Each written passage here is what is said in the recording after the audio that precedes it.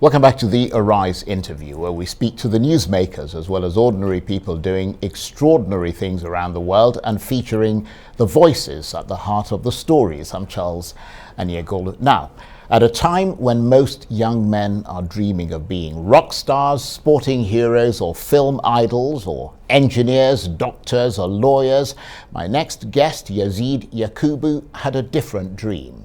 He wanted to run a laundry and cleaning empire. So, after graduating with a law degree, he set about trying to achieve his goal. Full of exuberance, he went from doing laundry in his backyard to cleaning everything from upholstery to private jets, and the expansion has even taken him by surprise, and he could be said to be one of the more successful owners of a laundry and cleaning service in Nigeria. And in recognition of this, he styled himself the African Laundry and Cleaning King.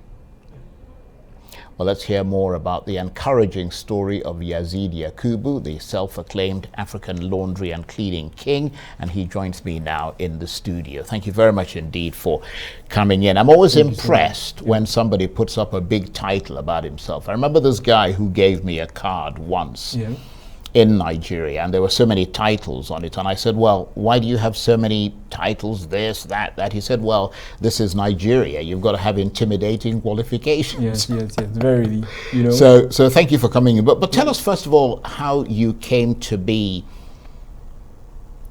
Africa's laundry and cleaning king, even if you've pretty much given yourself that title, because I mean, you were trained as a lawyer, not as a laundryman. Yes. So, you know, in everything you do, you need to dream big. And I don't do it for today. I'm doing it for the journey ahead. And I like to see myself as a superhero that has waged war on death, you know. And a king takes responsibility for any line of work he has found himself in. So for me, being the laundry and cleaning king is waging war on death and telling death that, you see, across Africa, I'm coming for you, even though it's just in Nigeria for the meantime. But we're talking 5 years from now, across all borders in Africa, the Laundry King is coming for death in all these places. So you got really big ambitions. Yes. Right. And obviously, I mean, you weren't, as I said, you didn't start as a cleaner. Yes, I mean, as a... Well, aside from laundry. Well, I mean, you were a lawyer. Yes. And then you crossed over. How did you make that transition? I mean, what made you? In all honesty, you know, when I always dreamt of being a lawyer. You know, I got called to the bar, and when I got to court, I didn't find it interesting. You were bored. Yes, I was bored. Yes, also, and we recently moved to a new house. My parents were now looking for a laundry company to handle their laundry, and there was a space at the backyard, and I was like, okay, I've always been someone that likes to look at solutions to problems.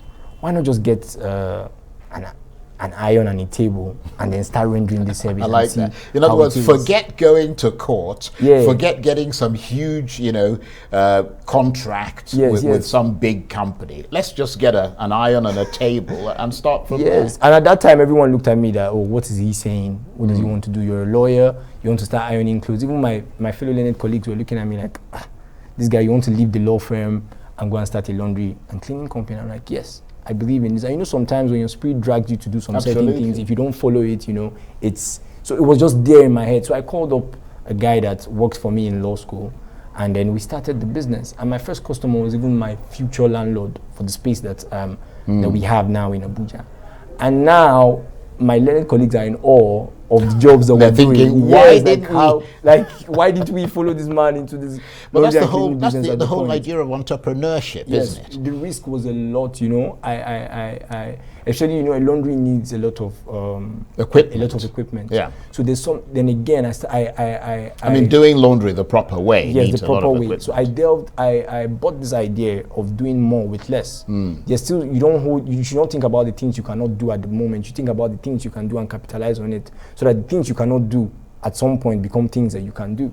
So I started with my mom's washing machine that they use for the duvets, you know, and then we didn't take suits at that point in time because suits need to be dry cleaned. Yes, of course. So we just wash them, iron them, then take the trainings that were the major problems at that point in time. The what, sorry? training the staff. Okay, yeah, of course. There's a standard of service that needs to be delivered. Yes. Yes. So we're having some slight hiccups in the beginning, but with time, I paid a laundry nearby that taught 2 of my staffs at that point in time, and we started delivering the work well. Right. Then Corona now brought about the boom of the cleaning. Okay, because I was going to ask you about coronavirus, but let's leave that for a minute and get through the sort of challenges that you faced, because I read somewhere that you had a lot of problems with electricity yes, and that kind of was thing. a lot of problem because at some point there was a heavy demand from sharing handbills and making posts on social media, and we didn't have iron takes a lot of voltage, of course, and you need like a steady power source like a plant, and the small generators that we bought blew up within like first 2 months of constant usage of it. So we started giving longer days. Like it's supposed to take 3 days, we started giving like 5 days. And then You mean 5 days to do somebody's laundry? Yes, that's a long time. That's a long time, yeah. And we lost a lot of customers during that period. Yeah, can you imagine? So if we had steady electricity at that point in time, we would have been able to, help us make things more easy.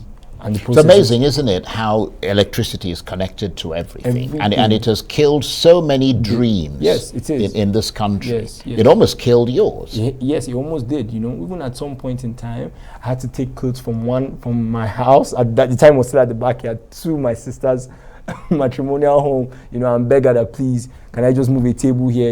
I was walking. And they all look at you like you're nuts. Why don't you just put on a suit and go to court? Go to court, And at some point in time, I wanted to quit.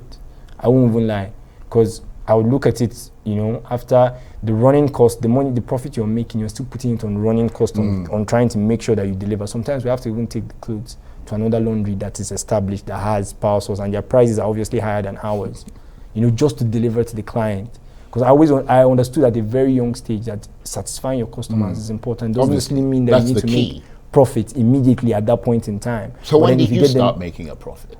I mean, how many years or months after you started? So this is the 3rd year. Right. And well, that's a fairly young business still. Yes. And I feel like I just started this year.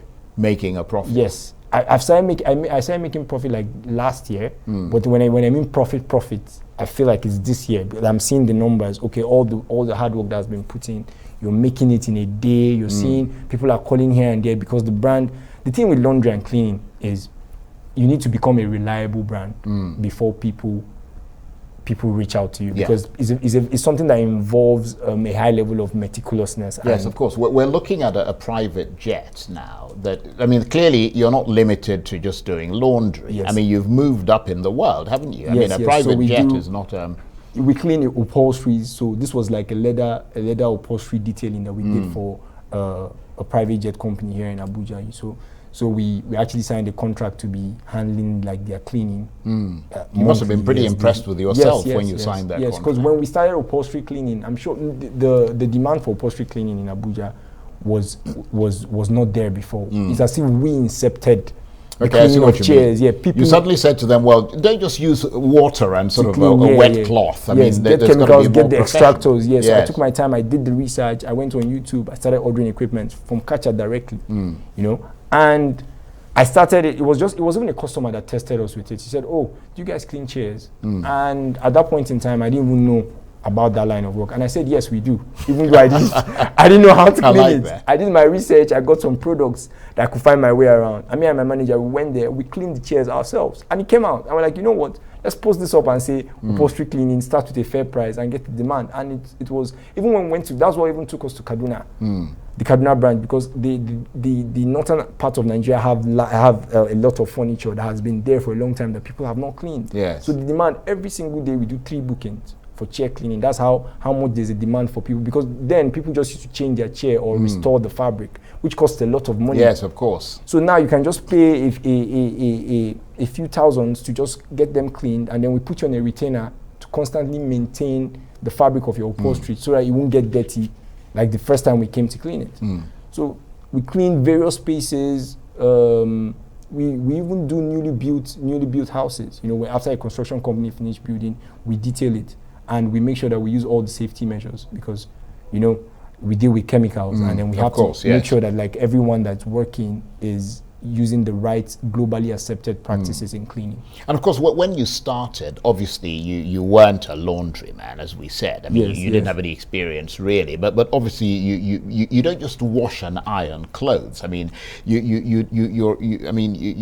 expected to know about the different types of fabrics and so on. Mr. Crazy, if I told you that everything I learned was on YouTube. Watching YouTube videos, checking the fabrics, and I had to make a lot of mistakes. Yes, of course. Burning people's clothes, running some. Well, I'm glad I didn't come to you then. That's what I'm saying. So nobody patronizes a new. It's difficult, isn't it? Yes, it's difficult to get patronage for a new business, especially when you're dealing with people's clothes and spaces, because they don't want you to come there. So it's reliability and a brand name over time that gets you. Absolutely. So you had to learn, your hand wash from your spin cycle, from all of that sort everything, of thing. Yes, you know, and then separate how to separate colored items. Always checking the labels. Items for dry cleaning should be kept separately. There's some items like now, for instance, wool. If you put wool in the machine to shrink. Yeah, absolutely. To learn that the hard way and pay for the customer's clothes. Absolutely. For a brand new one, So and you mentioned COVID.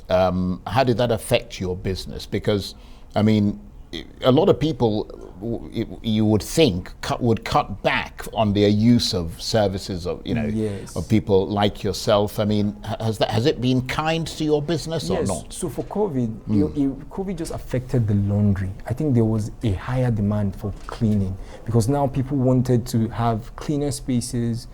They wanted to be more hygienic, and then they needed professionals, people that could handle their cleaning. So it boosted your business? Boosted the cleaning aspect really well. So but do you find that the more the middle class grows in Nigeria, that there is declining or growing demand because of shifts in consumer preferences? Because, I mean, the more the middle class grows, the more there is likely to be increasing competition for you from household machines, for example. People buy their own equipment and they can clean their upholstery, clean their carpet, do their laundry with washing machines and all that sort of thing. So remember I said earlier, the training. That's a very important part of cleaning.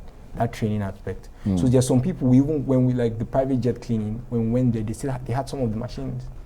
But then it takes someone that understands how to operate them and use the right materials, because it's not just the machinery.